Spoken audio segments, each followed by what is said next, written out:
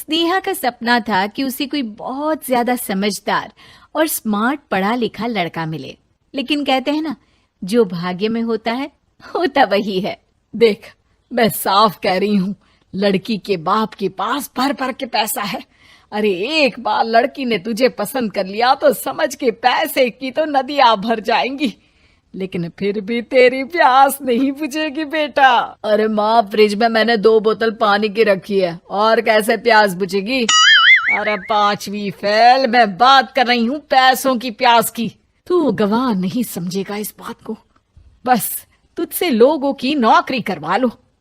वो क्या है ना आशीष की माँ, वो सीधा है, और जिसे तू लोगों की नौकरी बोल रही है ना, वो आशीष का प्यार है अपने लोगों के लिए, जिनसे वो प्यार करता है या जिनसे जुड़ा हुआ है वो। अरे जमाना नहीं रहा वो। अरे आज की डेट में तो ना बेटा माँ का है, ना ही पति पत्नी का। कैसी बात कर रही है माँ? चाहे दुनिया यहाँ की वहाँ क्यों ना हो जाए, मैं आपके बिना नहीं रह सकता, ना ही मैं आपको कभी धोखा दे सकता हूँ। अरे हाँ, ठीक है ठीक है। देख, लड़की को पढ़ा लिखा लड़का चाहिए तो वहाँ चुप रहना। जबान खोलेगा तो पता चल जाएगा कि 5वीं पास है। अरे तो पढ़ा देती ना आगे। माना सौतेली माँ हो, लेकिन दहेज की लालच तो अपने बेटे जैसी ही रख रही हो। पापा ऐसा मत बोलिए ना माँ को, वो मेरी माँ है, मैं उनसे बहुत प्यार करता हूँ। अच्छा अच्छा बेटा, कुछ नहीं कहता, बस तैयार हो जा, चलते हैं और देखते हैं कि कौन है लड़की और क्या चाहती है। सभी मिलकर लड़की देखने जाते हैं, जहाँ स्नेहा आशीष को देखकर ही इम्प्रेस हो जाती है। वाह, कितना हैंडसम है, काश इससे मेरी शादी हो जाती, लेकिन पता नहीं कितना पढ़ा लिखा है। स्नेहा, लड़का बहुत अच्छा है, बेचारी की माँ दूसरी है, लेकिन देख रही है ना, हीरा भी इतना चमकीला नहीं होगा जितना कि ये। स्नेहा को समझ नहीं आता कि वो क्या करे। वो आशीष से मिलती है, उसकी सादगी, उसकी बातें उसे भा जाती है। मैंने नहीं सोचा था कि इतना पढ़ा लिखा लड़का मुझे मिलेगा। मैं शादी करने के लिए तैयार हूँ। और फिर स्नेहा और आशीष की शादी हो जाती है। शादी के बाद सासू माँ कहती है, अरे बेटा, वो तेरे जेवर मुझे दे दे, मैं संभाल कर रख दूंगी। स्नेहा, जो कि खुद भी एक समझदार लड़की थी, नहीं नहीं, मैं अपने जेवर नहीं दूंगी, उसके लिए तो मैंने पहले ही लॉकर खुलवा लिया था माँ जी। ये मेरी कुछ आर्टिफिशियल ज्वेलरी है, इसे रख लीजिए। वैसे मेरी अलमारी में जगह नहीं है ना। सास बेचारी नई नई बहू से क्या उलझती। सुनिए जी, मैंने आपके लिए खाना और नाश्ता बना दिया है। ऑफिस कब जाना है? कौन से ऑफिस नेहा, मैं तो घर का सारा काम करता हूँ। हाँ, क्या बात कर रहे हैं? इतना पढ़ लिख कर आप घर का काम क्यों करते हैं? कितना पढ़ लिख कर? मैंने तो सिर्फ 5वीं तक पढ़ाई की है।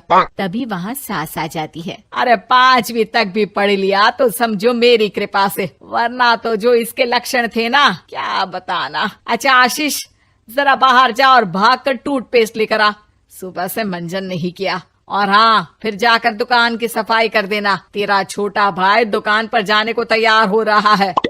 स्नेहा ये सब सुनकर हैरान रह जाती है। वो सोचती है कि आखिर उससे क्या गलती हो गई जो उसके साथ ऐसा हुआ। आशीष स्नेहा के पास जाता है। सुनो, तुमको तो मैंने पहली मुलाकात में ही बताया था कि। स्नेहा आशीष की बात ही नहीं सुनना चाहती है। वो जोर से चिल्लाती है, चुप रहो बिल्कुल, गंवार कहीं के।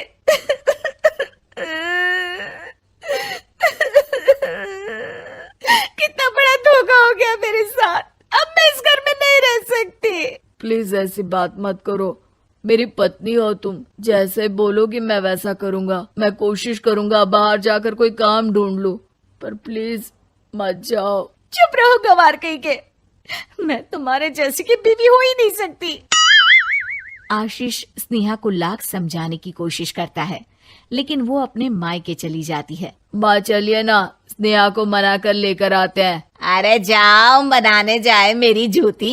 इतना घमंड, जैसे कलेक्टर हो कहीं की महारानी। अरे मैं तो तुझे कहूंगी कि तू भी भूल जा, हमने नहीं भगाया, खुद ही तो गई है। माँ वो बीवी है मेरी, मैं प्यार करता हूँ उससे, मैं जा रहा हूँ उसे लेने। वहीं स्नेहा के घर पर, माँ वो तो कुछ काम ही नहीं करता, घर का नौकर है, 5वीं पास। मैं नहीं रह सकती ऐसे आदमी के साथ माँ। बेटा वो लड़का बहुत अच्छा है, उसकी तारीफ मैंने हर किसी से सुनी है। तेरा पति है, अब तक एक गलत माँ के साथ रह रहा था, तू संवारेगी तो संवर जाएगा। तभी वहाँ आशीष आ जाता है। मुझे माफ कर दो स्नेहा, पर प्लीज मुझे छोड़कर मत जाओ। मेरी माँ के जाने के बाद मुझे तुम्ही से सारी उम्मीद है। तुम जैसा कहोगी मैं करूँगा, पर प्लीज मेरे साथ रहो। सबके समझाने बुझाने के बाद स्नेहा आशीष के साथ घर आ जाती है। आ गई महारानी, अब आई हो और सच्चाई भी पता चल गई है, तो थोड़ा तमीज से पति के साथ घर देख, रसोई संभाल और हम सबकी सेवा कर। देखो, मैं अब इस घर में बंटवारा चाहती हूँ। जो मेरे पति का हिस्सा है वो उसे मिले और वो आज से कोई काम नहीं करेंगे। हिस्सा ले लो, लेकिन कमाओगे क्या, खाओगे क्या, धूल मिट्टी। अरे तेरा पति किसी काम का नहीं है, वो तो मेरा बेटा कमा रहा है तो 2 रोटी मिल जाती है इसे। तभी वहाँ स्नेहा के ससुर आ जाते हैं। मैंने एक बंद फैक्ट्री को पहले ही आशीष के नाम कर दिया है और घर के 2 तल्ले में 1 तल्ला ले लो। मैं तो आशीष के पास रहूंगा, वकील थोड़ी देर में आता ही होगा। अरे जाओ जाओ, 2 दिन में भूख से तड़प कर सब वापस आ जाओगे। बढ़िया आई बहू बेटे वाली। फिर क्या था, स्नेहा आशीष के साथ मिलकर बंद फैक्ट्री को खोलती है और मन लगाकर काम करती है। दोनों की मेहनत रंग लाती है और आशीष अपनी मेहनत से एक सफल बिजनेसमैन बन जाता है। लेकिन एक दिन, अरे बहू बेटा आशीष, मुझे माफ कर दो, मैं भी अब तुम लोगों के साथ रहना चाहती हूँ।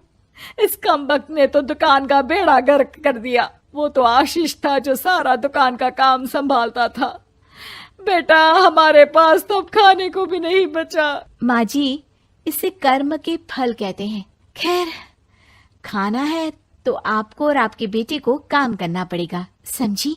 हे भगवान, अब ये दिन आ गए हैं कि बहू के साथ रहने के लिए मुझे काम करना पड़ेगा। बेटा आशीष, तू ही समझाना अपनी बीवी को। पता है ना मैंने तुझे कितने प्यार से पाला है। हाँ माँ, वो तो ऐसे ही बोल रही है आपको। अरे घर में कामकाज के लिए बहुत सारे नौकर चाकर है, आप आराम से रहिए माँ। स्नेहा आशीष का अच्छा और सरल सच्चा व्यवहार देखकर मन ही मन सोचती है, मेरा पति गवार ही सही, लेकिन दुनिया का सबसे अच्छा इंसान है।